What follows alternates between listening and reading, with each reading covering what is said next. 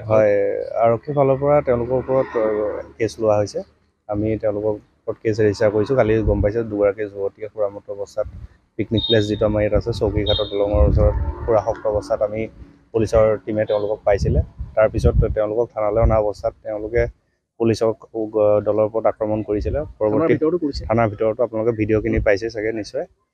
থানাৰ ভিতৰতো অত্যন্ত উদ্ভণ্ডালি কৰিলে। তাৰপিছত আমি যিটো আমাৰ প্ৰচিডিউৰ হয়, প্ৰচিডিউৰ মতে তেওঁলোকক আমি যিখিনি কৰিব লাগে মেডিকেল তেওঁলোকৰ সুৰা কিমান তেওঁলোকে সেৱন কৰিছিলে কিবাকিবি আটাইখিনি আমি কৰি লোৱা হ'ল। কালি তেওঁলোকক মেডিকেল কৰোৱা হ'ল আৰু আজি আমি তেওঁলোকক আমাৰ কোৰ্টত হাজিৰ কৰি তেওঁলোকক জেললৈ পঠোৱাৰ ব্যৱস্থা আমি কৰিছোঁ আৰু গ্ৰেপ্তাৰ কৰি তেওঁলোকক আমি পুলিচৰ আইনগত যি ব্যৱস্থা আমি ল'ব লাগে সেয়া আমি লৈছোঁ।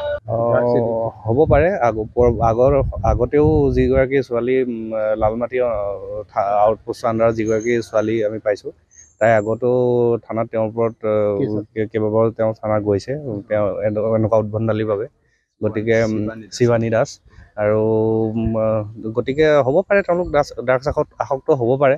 আৰু এই ক্ষেত্ৰতো যদি তেওঁলোকৰ আমি সোধপোছ তেওঁলোকক অব্যাহত ৰাখিছোঁ এতিয়ালৈকে, যে যদি তেওঁলোকৰ পৰা কিবা তেনেকুৱা ধৰণৰ আমি খবৰ পাওঁ যে তেওঁলোক যদি তেনেকুৱা কোনোবা বিশেষ ঘটনাৰ লগত জড়িত বা ড্ৰাগছ বা আদিৰ লগত জড়িত তেতিয়া তাৰ ওপৰত আমি ব্যৱস্থা ল'ম।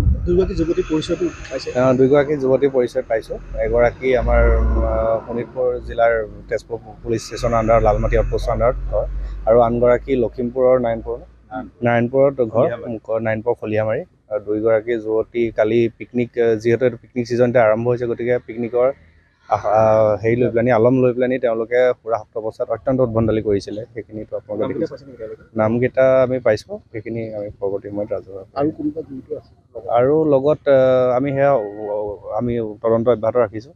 যদি আমি অনুসন্ধানত আমি পাওঁ কোনোবা তেতিয়া আমি তেওঁলোকৰ ওপৰতো বিহিত ব্যৱস্থা ল'ম।